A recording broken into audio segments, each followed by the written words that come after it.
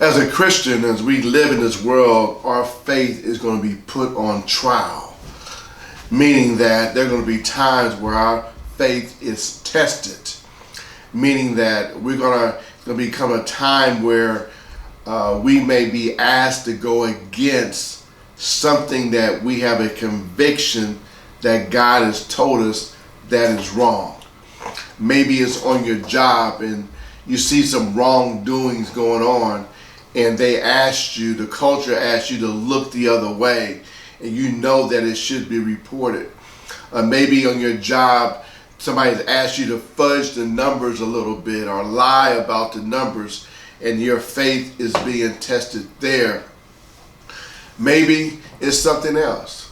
Maybe you're in a courtroom and you're asked to testify, and there's somebody that you know, a friend or something, and you feel the pressure of not telling the truth. Your faith is on the line there. It is reason, as a Christian, there'll be time where we're tested and tested and tested. Maybe we're going to look for a job and we desperately need a job and we lie on the application.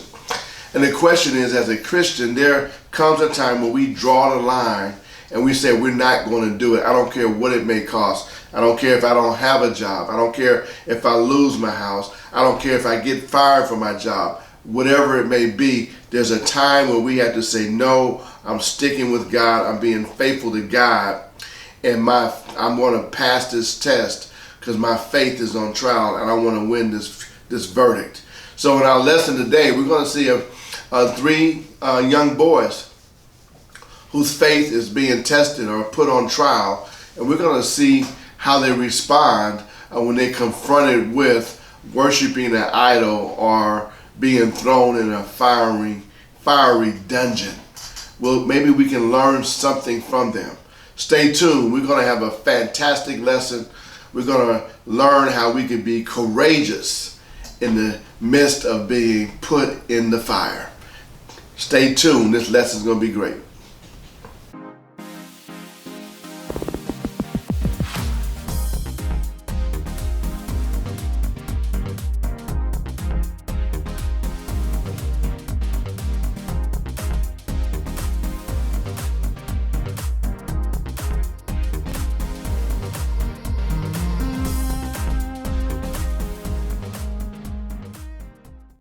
Hello, my name is Reverend Dr. John W. Wilson III, bringing you the Sunday School lesson for Sunday, February 11th, 2024. Thank you for joining me on today.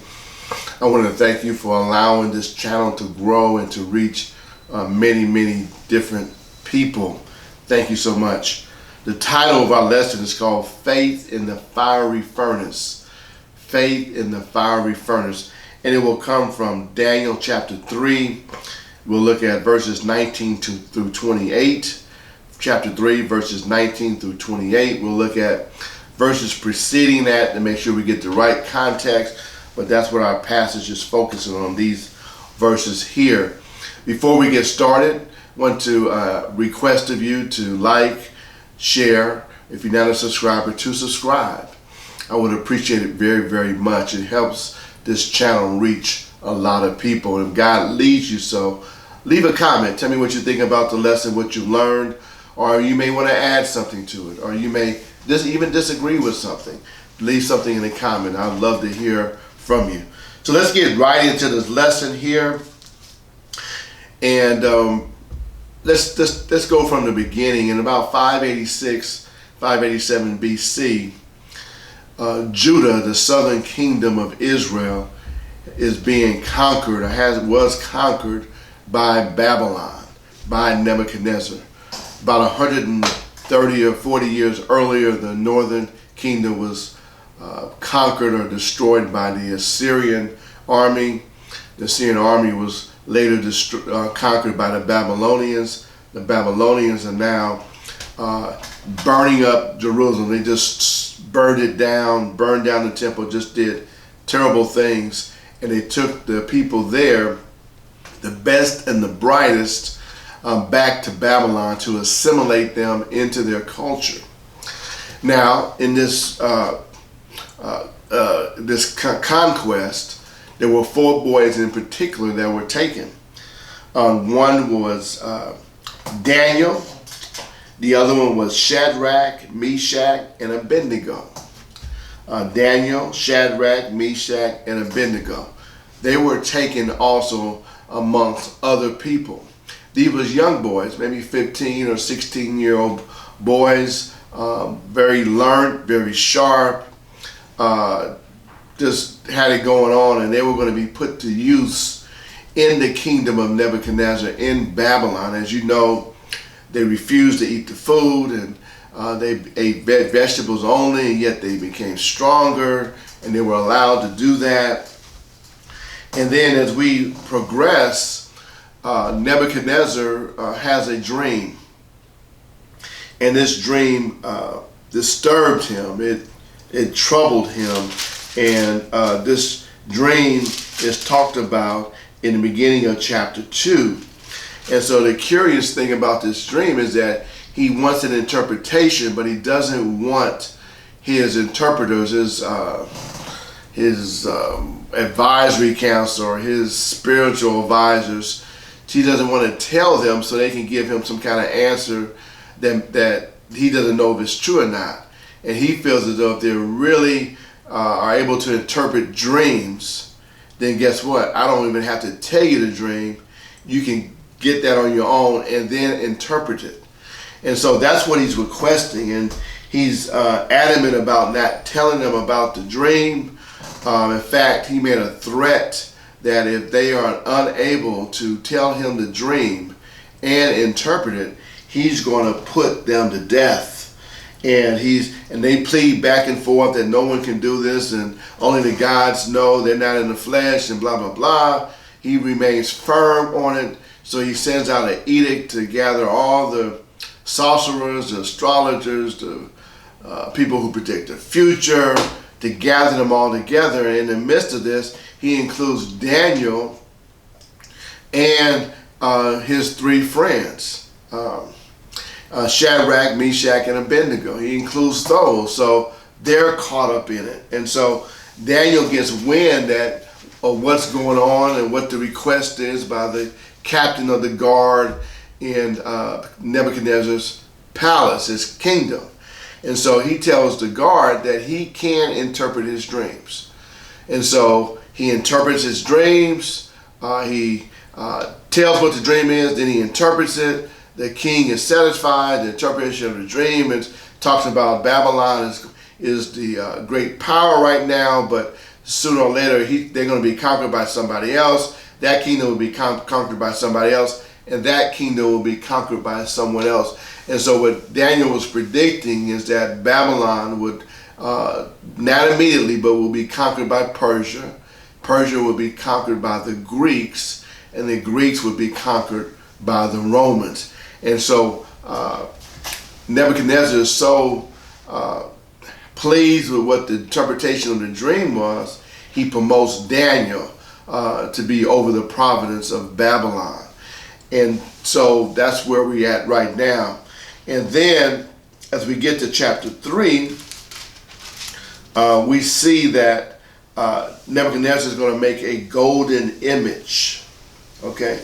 He's going to make a golden image. And part of the dream that he had in chapter 2, it symbolized a great image, a mighty image that had a gold head, that had a silver body and bronze arms and legs, and it was a mighty figure. And so it seems that in chapter 3, as Nebuchadnezzar makes this golden image, it's an image with a gold overlay. That's not solid gold, but with a gold overlay. He is referencing back to that image that he saw in his dream. And so one thing that we have to understand in Babylon, the king wasn't looked upon as a deity. They were polytheistic. They worshiped many different gods. A god that maybe for the rain, maybe for the sun, maybe for things to grow, maybe for fertility. Whatever, they had multiple, whatever kind of god they needed for a particular situation, they created a god for that. And so we have to understand this, and that will come into play as we get into this lesson a little bit more. So as we come to our passage, he's going to make an image of gold. He's going to make that image 90 feet high. It'll be 9 feet wide. So it's going to be kind of tall and a little bit thin, but it's going to be an intimidating image. That image that he saw in his dream was very frightening toward him, and it seems as though he's making this image here as one to intimidate the people to bow down and worship to this image. And so he sends out a decree,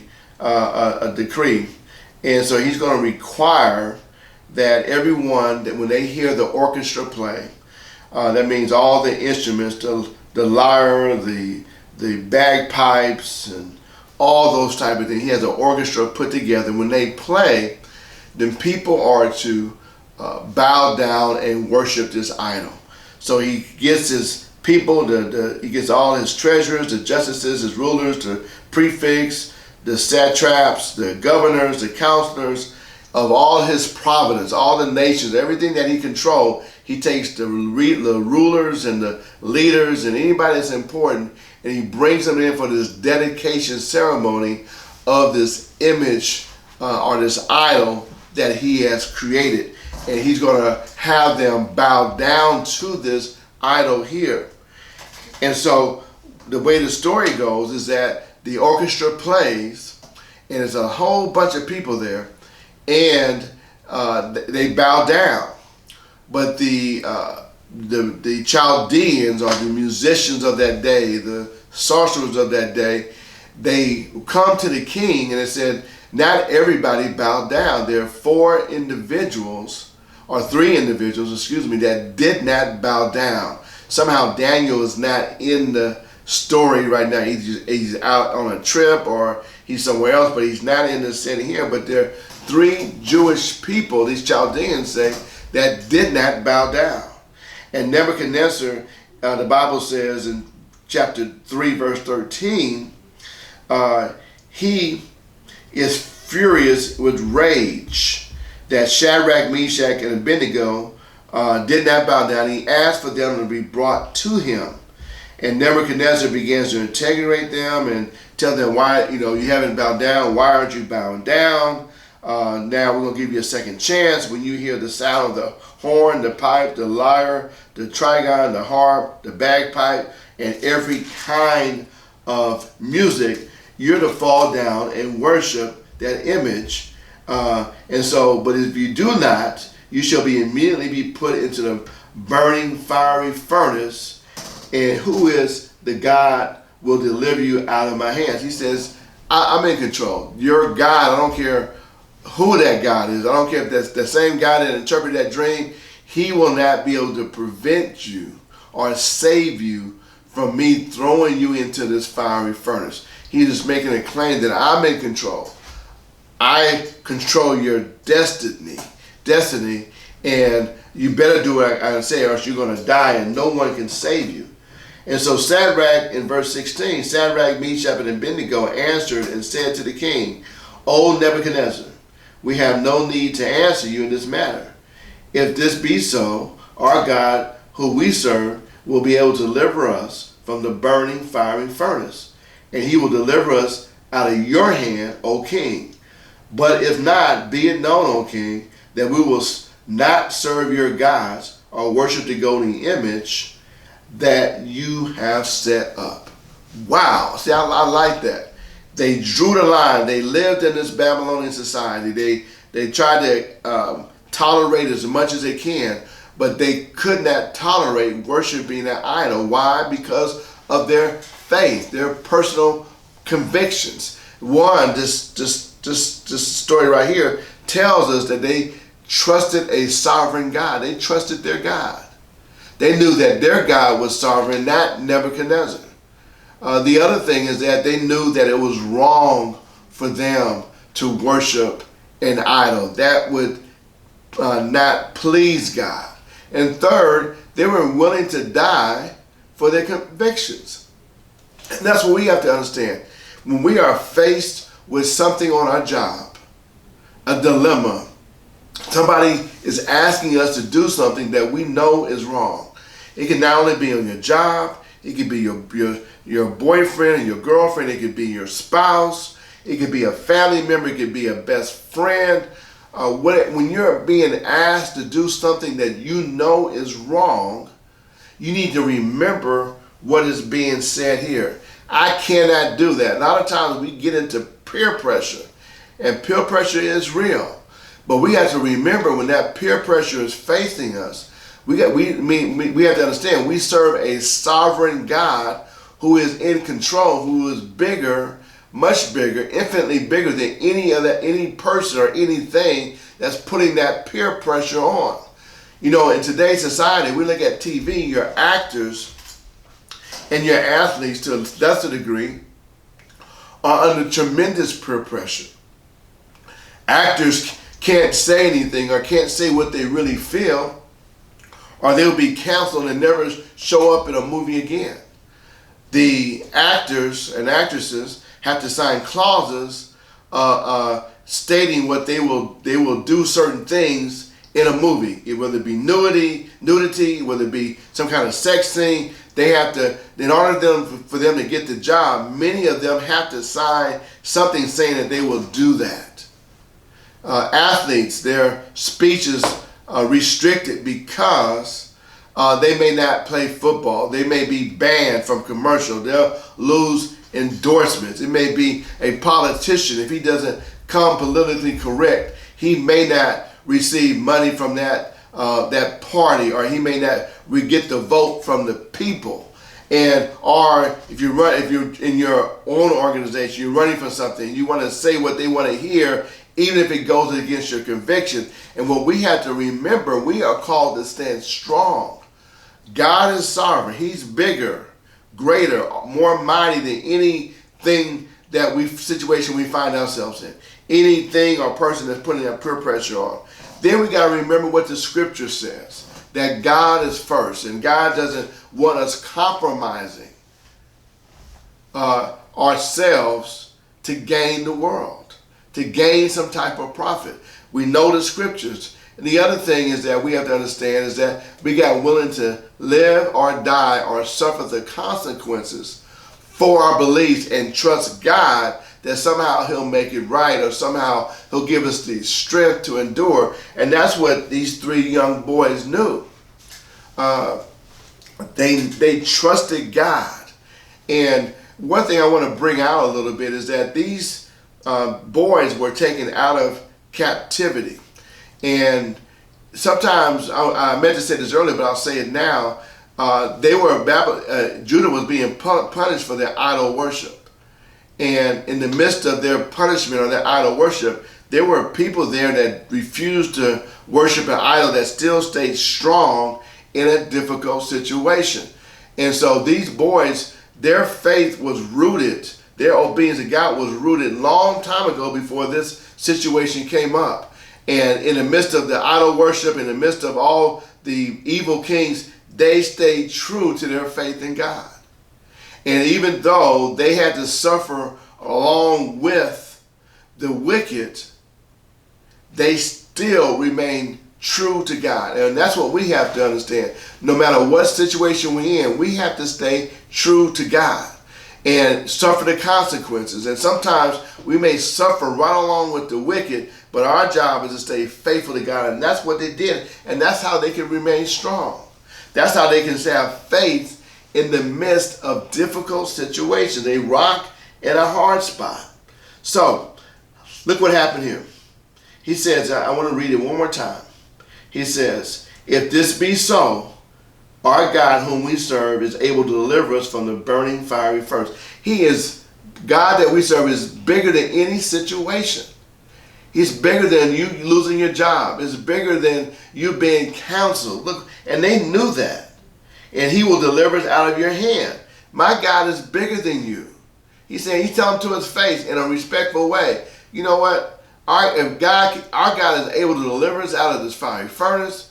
He's able to take us out of your hand. But if he chooses not, guess what? That's okay with us, but we will not under any circumstance serve your God or worship a golden image that you set up.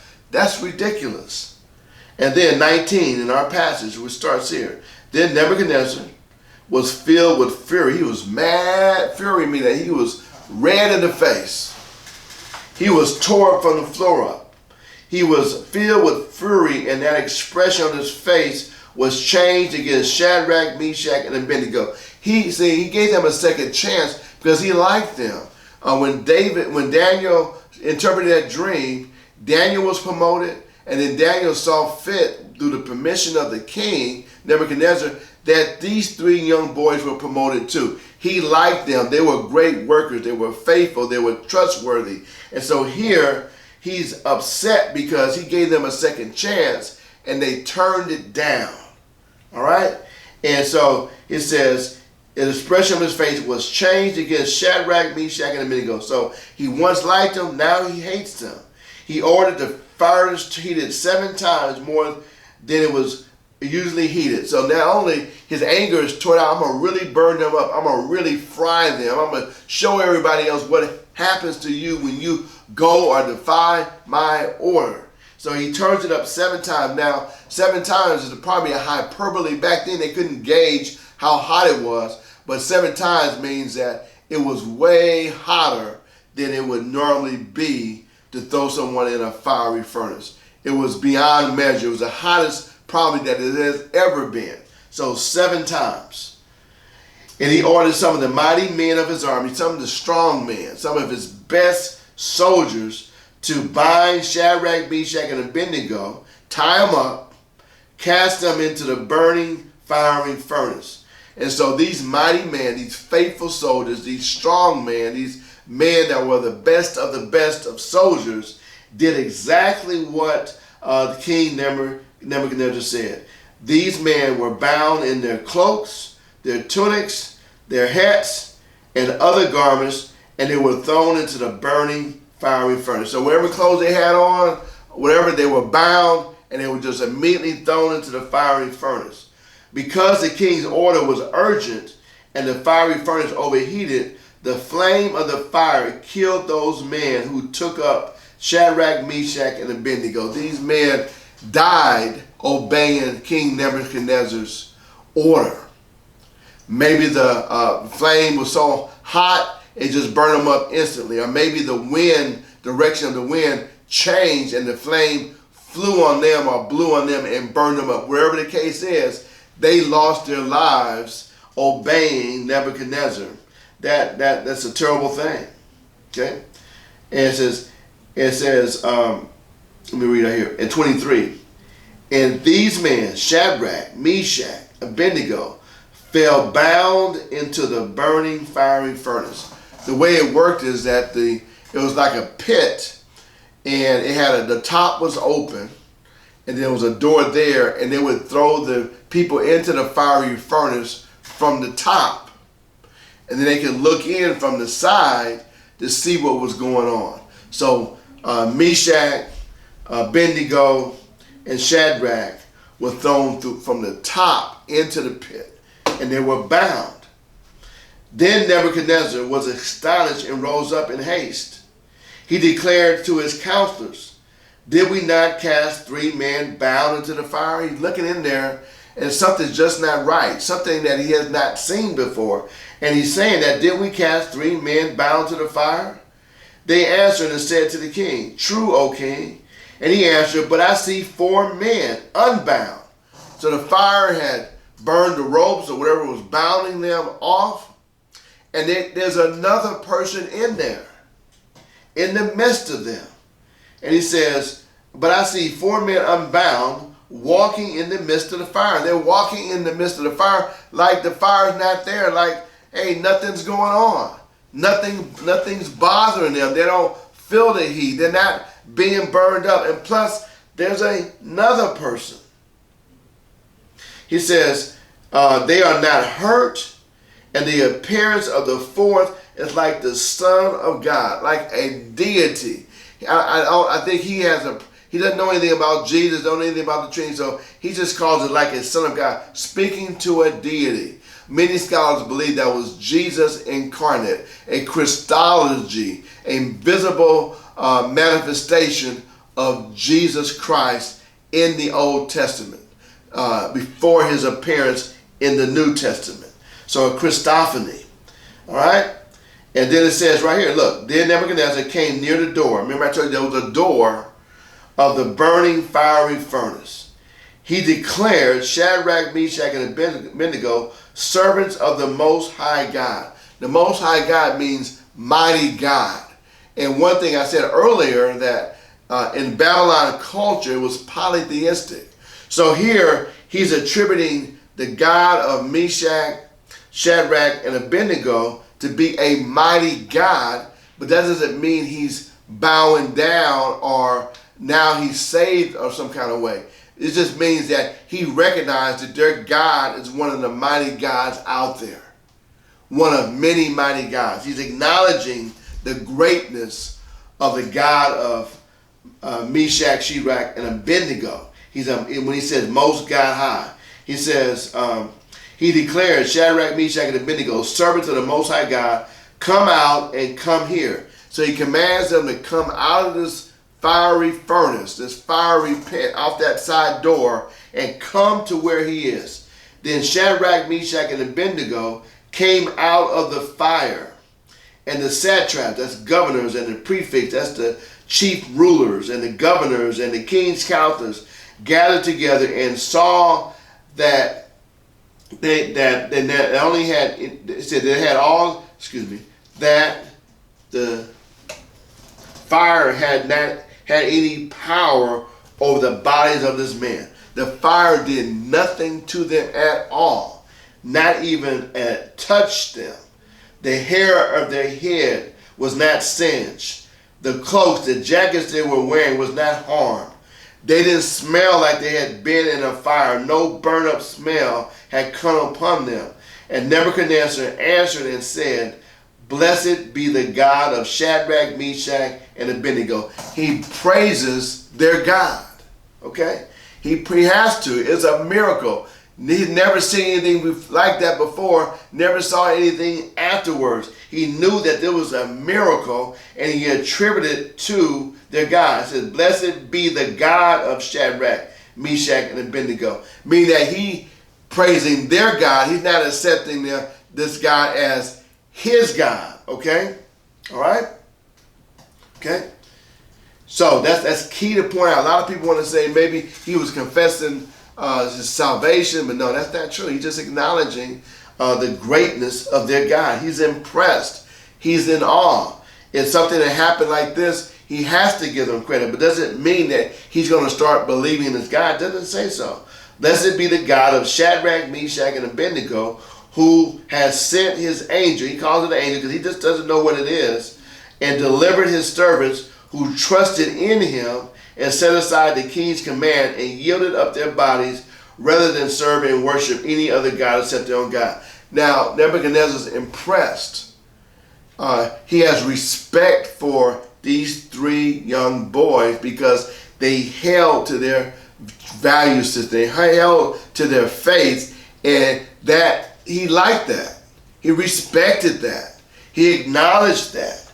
And so that's a good thing. And I believe that when we're faced with society pressure, when we're faced with cancel culture, well, we got to stay true to who we are. We got to have integrity. We got to have sincerity. If we see something's wrong, we got to say that it's wrong. Too many times Christians will look at something that is wrong and call it right. They're afraid to tell the truth. And I'm not saying that you got to be abrasive and all that kind of stuff, but tell the truth. Say what's wrong is wrong, what's right is right. This is what the Bible says. This is what God expects out of us. My best type of people that I like are people who just tell me the truth. Who has the courage to tell me if I'm wrong. The courage to tell me the truth. I can respect that. Tell me how it is. Then I can do something about it. Then I can change. Then I can see things a different way. But if you never tell me what the truth is, or if you water it down, or you sugarcoat it, or you just refuse to tell me, I cannot change. You're not helping me yet. In fact, you're hurting me. And so here, I love it because Shadrach, Meshach, and Abednego stood strong in something that they believed. and they were willing to die, trust God, and die for it. Is there anything out there that you trust God so much for that you're willing to die for? Anything. Anything. Is there anything on your job that you've crossed the line and now you feel guilty, or you know that it's wrong, or God convicted you? Man, today's the day where we all get strong. Today's the day where we stand up for God. Today's the day when we say what's right is right, what's wrong is wrong. We tell the truth. We live it out, and whatever the consequences may be, so be it. We serve a God who is sovereign. We know what the Word of God says. And we live by our convictions. Okay? All right. So, let's look what we have here. Let's look at verse 29, our last verse. Therefore, I make a decree. He's going to make a law. Any people, nation, or language that speaks anything against the God of... See, he doesn't say my God. Remember, he's polytheistic. He's going to add this God to his collection of gods that he worshiped. This God of Israel, Shadrach, Meshach, and Abednego, will be just one of many to Nebuchadnezzar. The God of Shadrach, Meshach, and Abednego shall be torn limb from limb, and their houses laid in ruins. For there's no other God who is able to rescue in this way. Now, he's telling the truth. There is no other God that can rescue that way. Okay? There is not. Okay? And so, now the question is, why is he doing this? It sounds noble, but this is why I think he's doing that.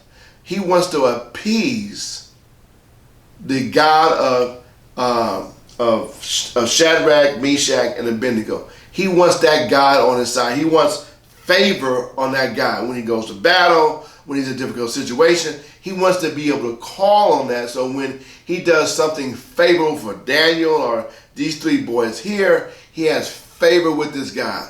He's not believing in this God. He's not trusting in this God, but he's collecting gods for certain situations. And this God right here, in his mind, will be stored up for in time that he needs him.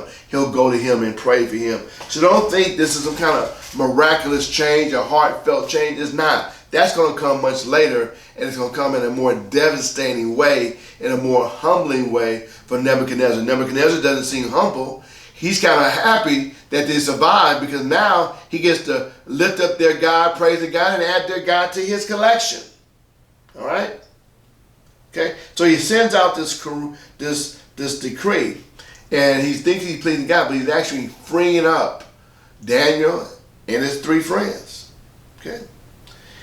Then the king, verse 30, then the king promoted Shadrach, Meshach, Abednego in the province of Babylon. So now he's really trying to get good favor with the God of Israel, their God, and he promotes them, puts money in their pocket. What do we learn from this lesson? There will come a time where you and I will have to draw the line. That we're going to say no more. That I can't go this far. Hey, I went you up to a certain point. Maybe it's taking drugs. Maybe it's taking abusing alcohol. Maybe it's telling a lie to get ahead. Maybe it's something on your job, looking the other way, or falsifying a report, or falsifying a resume to get ahead. Maybe it's something else. Maybe it's lying on a job application. Maybe it's lying on a mortgage application so you can get that house. Maybe it's lying on a car application so you can get that car. There comes a point. Maybe you're keen on making as much money as you can, and you're willing to do everything. There comes a point when you draw the line and you say no. The Holy Spirit convicts you in such a way. He said, no, I cannot do that. I can't do it. One situation that when my wife was in, and God just convicted me, a relative wanted to go to a school in my area, and so we said yes, but I said he had to live with us so we can be on the up and up with the school. Well, it didn't happen that way. They were not bringing him over. He was not spending the night. And I just told him, I said, we can't do this. I said, no, this is just wrong. They said, we're Christians and this makes God look wrong. And so we had to rescind our offer to have the person come live with us so they can come to this school. And when I did that, it just took a load off, really took a load off me and my wife, because we had chose obedience. If we were to continue that, we'd be living a lie, putting our Christian faith on the line. Everybody knew we were Christians. Everybody knew I was a minister. Everybody knew our whole family. And when we stood up and said we can't do that, then it took a load off of us and we were free. That burden was gone because we knew we had done the right thing and listened to God. And between me and my wife, there was no question that we said, no, we just can't do that. We can't do that. We can't dishonor the name of God. So a lot of things, playing the lotto, we just can't do that. That's trusting an idol, trusting a ticket to get us out of a situation instead of trusting God. So there's a lot of things in our life where we just have to take a stand and say that we can't do that and then suffer the consequences. Maybe it may be a time where you lose out on that relationship, or you don't get the promotion, or you don't get to make as much money as you want, or you don't have the house you want, or you don't have the car you want. But in the short run and the long run, you benefit because you're at peace and you're right with God. And that's what really matters. You're being right with God. That's worth more than anything this world has to offer, is being right with God and know it in your spirit and the peace and joy that comes with that. And these boys here learned it at a young age. They were taught right. They lived their life in a fashion at a young age, and they knew where to draw the line.